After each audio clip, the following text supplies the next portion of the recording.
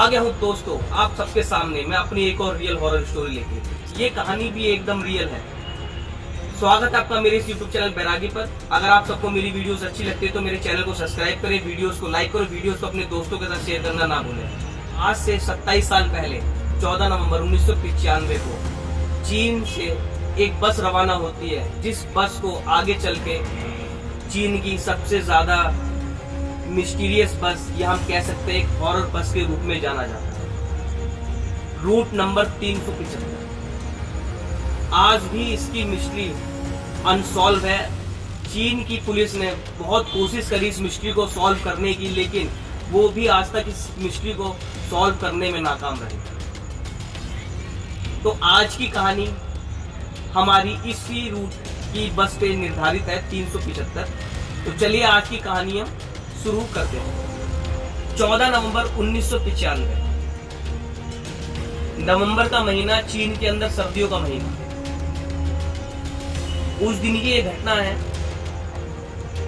चीन की राजधानी बीजिंग के अंदर एक जगह पड़ती है युआंगमिंग। वहां से एक बस निकलती है रूट नंबर 375, जिसका लास्ट स्टॉप होता है फैगनेट हिल्स। ये उस रूट की लास्ट बस होती है। ये अपने तय समय से चलती है और यात्रियों को उनके बस स्टॉप पे छोड़ते हुए आगे बढ़ती चली जाती है। लास्ट में इस बस में सिर्फ एक ड्राइवर बचता है और लेडी कंडक्टर बचती है।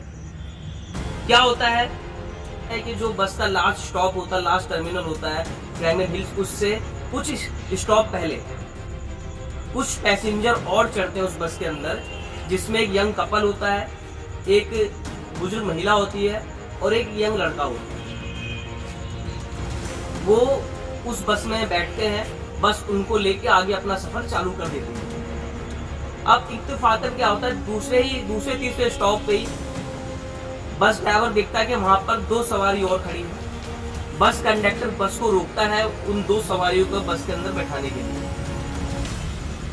अब क्या होता है कि जब वो 2 सवारी बस के अंदर बैठने आती हैं तो पता चलता है कि वो 2 नहीं 3 लोग हैं और तीसरा बंदा उनके बीच में ऐसे खड़ा है जैसे उसने उन दोनों सवारियों का सहारा लिया हुआ है।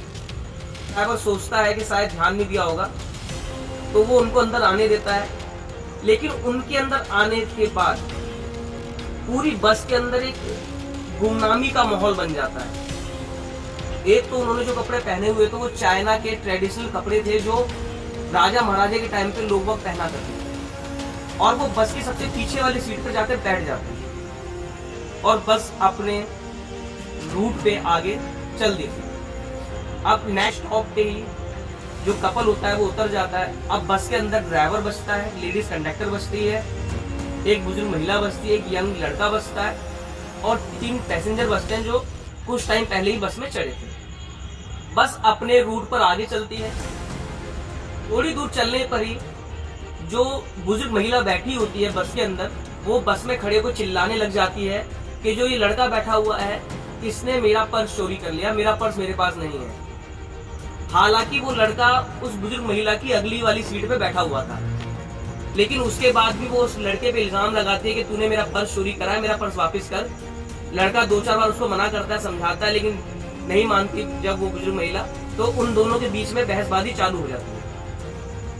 बहसबाजी इतनी बढ़ती है कि जो लेडीज कंडक्टर होती है उस तक आवाज पहुंच जाती है, वो भी उनको समझाती है, ड्राइवर भी उनको समझाता है, लेकिन वो इस बात को नहीं मानते। और जो बुजुर्ग महिला है वो यही कहती है कि अगला स्टॉप आए तो मुझे वहां पर उतारिए, मैं इस लड़के को पुलिस में दूंगी। वो सब उसको समझाते हैं लेकिन वो नहीं मानती।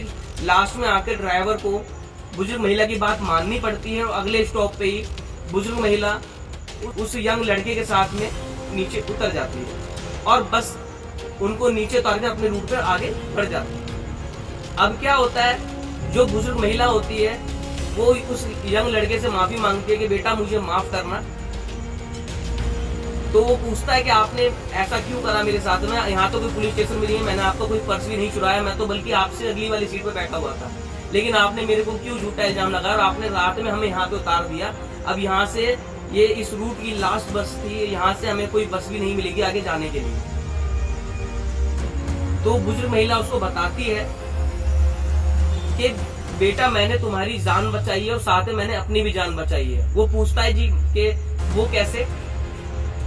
वो बताती है कि जब जो पीछे 3 पैसेंजर बैठे हुए थे, जब हवा चल रही थी तो मैं बार बार उनकी तरफ पीछे देखी जा रही थी, तो जैसी हवा का झोंका लगता है और मैं नीचे देखती हूँ, उनके पैरों की तरफ देखती हूँ, तो देखती हूँ कि उन तीनों के पैर ही नहीं है। हालांकि वो तीनों अपना आप ही बस में चढ़कर आए थे, लेकिन उसके बाद भी जब वो बुजुर्ग महिला देखती है तो उनके पैर नहीं होते, तो वो समझ जाती है ये इंसान तो नहीं है, कुछ और ही है। तो वो जो लड़का होता समझाता है कि आपको कोई वहम हुआ होगा, ऐसा नहीं हो सकता। तो बुजुर्ग महिला समझाती है कि मेरा वहम नहीं है, मेरी इतनी उम्र हो गई है, मुझे इतना तजुर्बा है कि बता सकती हूँ कि वो इंसान तो बिल्कुल नहीं थे। इसी वजह से मैंने तुम्हारी जान बचाने के लिए और अपनी जान बचाने के लिए मैंने नाटक रचा। तो पूछता है कि माता जी अब हमें क्या करना चाहिए, कि हमें पुलिस स्टेशन चलना चाहिए और हमें जाके पूरी कहानी पुलिस वालों को बतानी चाहिए। वो पुलिस स्टेशन जाते हैं, पूरी कहानी बताते हैं कि ऐसे करके कुछ पैसेंजर 3 लोग उसमें बस में चढ़े, उन्होंने ऐसे पुराने जमाने के कपड़े पहने हुए थे जो चीन की सभ्यता के थे, और जब हवा का झोंका लगा तो उनके पैर नहीं थे। तो पुलिस वाले भी समझते हैं कि शायद जो बुजुर्ग महिला है इनको कोई वहम हुआ है। वो उनको समझाते हैं कि ऐसा नहीं हो सकता, आज की टाइम में ये पॉसिबल नहीं है, लेकिन बुजुर्ग महिला नहीं मानती। लड़के से भी पूछा जाता है, लड़का भी पूरी कहानी वही सेम बताता है जो बुजुर्ग महिला ने बताई थी कि ऐसा ऐसा हुआ था, इन्होंने मुझे ऐसे करके उतार दिया और मेरे पे ऐसे करके इस चीज का इल्जाम लगाया। तो पुलिस वाले क्या करते हैं, वो उनकी रिपोर्ट तो दर्ज नहीं करते, वो उनका नाम, एड्रेस और फोन नंबर उनका नोट कर लेते हैं और उनको घर वापिस भेज देते हैं, यही बोल के कि आप सबको वहम हुआ है, आप चिंता मत करिए, आराम से घर जाइए, हम जो कुछ होगा हम देख लेंगे। बुजुर्ग महिला और यंग लड़का अपने घर के लिए रवाना हो जाते हैं पुलिस स्टेशन से। पूरी रात बीत जाती है। अब अगला दिन आता है 15 नवंबर का। लेकिन क्या होता है, जो बस 14 नवंबर की रात को ही फ्रैगनेंट हिल्स के बस टर्मिनल पे पहुंच जानी चाहिए थी, वो बस वहां पर नहीं पहुंचा। बस के अधिकारी अपने स्तर पे जांच करते हैं, पता लगाते हैं बस के बारे में, लेकिन उनको कोई सुराग नहीं मिल पाता कि आखिर बस गई तो गई कहाँ। इस बात को लेकर वो लास्ट में पुलिस स्टेशन जाते हैं, पुलिस में खबर देते हैं कि ऐसे एक बस निकली थी रूट नंबर 375 की, लेकिन उसको 14 नवंबर को फ्रैगनेंट हिल्स के बस टर्मिनल पर पहुंच जाना चाहिए था, लेकिन वो नहीं पहुंची है। तो पुलिस अपने स्तर पर इसकी जांच करना चालू कर देती है और जितने भी पुलिस स्टेशन होते सब में ये खबर फैला देती है कि ऐसी बस जो गायब हो चुकी है, और बस तो गायब ही गायब है, साथ में बस के अंदर जो ड्राइवर था और जो लेडीज कंडक्टर है वो भी गायब है। क्या होता है, ये खबर उस थाने तक भी पहुंचते जिस थाने पर वो बुजुर्ग महिला और यंग लड़का उतरा था।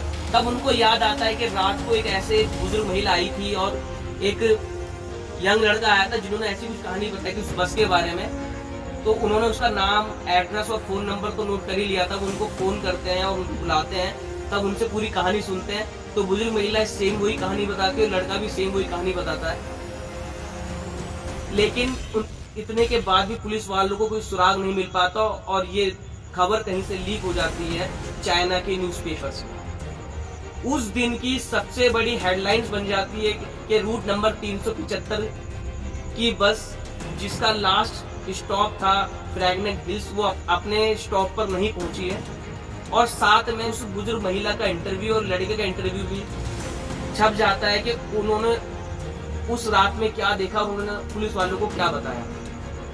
लोगों के मन में एक दहशत का माहौल हो जाता है। पूरा 15 नवंबर को पूरे दिन बस की छानबीन करी जाती है, बस के कंडक्टर की छानबीन करी जाती है, बस के ड्राइवर की छानबीन करी जाती है, लेकिन उनका कुछ अता पता नहीं चलता। अब अगला दिन आता है 16 नवंबर 1995। फ्रैगनेंट हिल्स के अंदर ही 100 किलोमीटर दूर वहां से कोई खबर देता है कि एक बस यहाँ पर एक नदी में गिरी हुई है। तो पुलिस वालों पास खबर पहुंचती है, पुलिस वाले उस बस को देखने जाते, निकालते हैं तो क्या देखते हैं कि वो बस वही है 375 रूट नंबर की, जिस बस को वो 2 दिन से ढूंढ रहे थे, जो 14 नवंबर की रात को गायब हो गई। और वो उसमें क्या देखते हैं कि उसके अंदर 5 लाशें हैं, एक लेडी कंडक्टर की है, एक बस के ड्राइवर की है, और साथ में जो 3 पैसेंजर लाश में चढ़े थे उनकी भी उसमें लाशें पाई जाती हैं। तो वहां पर डॉक्टर की टीम पहुंचती है, पुलिस वालों की टीम पहुंचती, सब देखते हैं। लेकिन वहां पर एक अलग ही चीज नजर आती है। क्या होता है कि जो वहां पे दो लाशें होती हैं, एक बस कंडक्टर की, एक बस के ड्राइवर की, वो लाशें तो ताजा होती हैं, लेकिन जो 3 पैसेंजर की लाश होती है वो लाशें इतनी ज्यादा गल चुकी होती है, इतनी ज्यादा डिकम्पोज हो चुकी होती है, जिसको फॉरेंसिक लैब वाले देख के बताते हैं कि लाश कि इनकी मौत 2 दिन पहले नहीं, इनकी मौत काफी साल पहले हो चुकी है।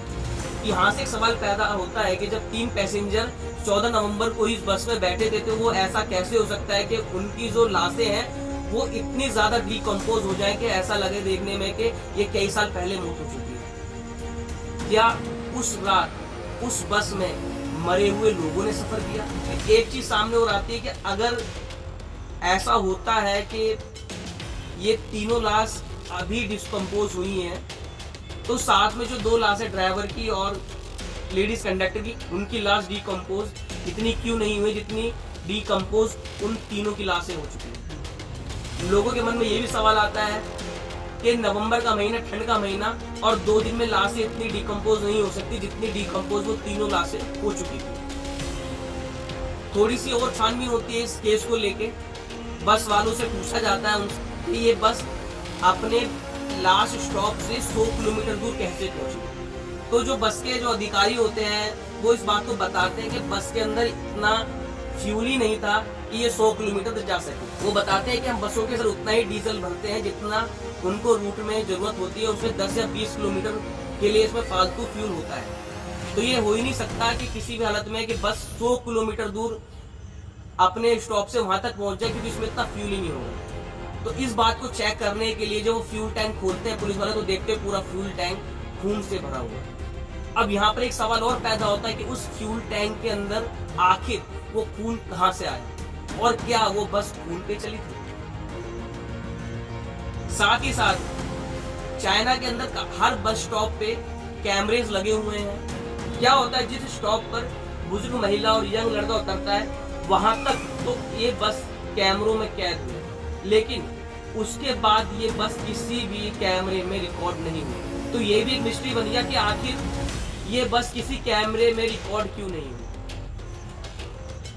तो ये किस्सा आज से 27 साल पुराना है, इसकी मिस्ट्री आज भी सॉल्व नहीं हो पाई है, और इसका इतना ज्यादा लोगों पर प्रभाव पड़ा कि लोगों ने 375 के रूट पे जाना तक बंद कर दिया।